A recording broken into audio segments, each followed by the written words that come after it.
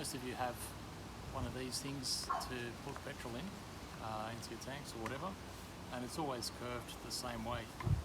And so naturally you would put it on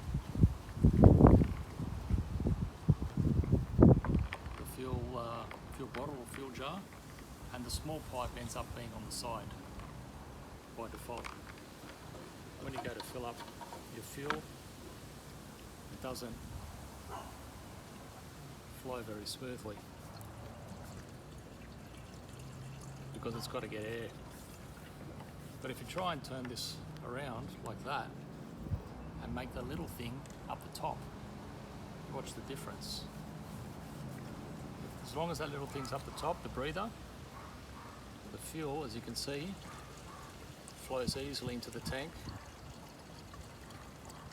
and it's not starved of air or need to create a vacuum in the bottle. It just flows smoothly as long as that little breather is on top.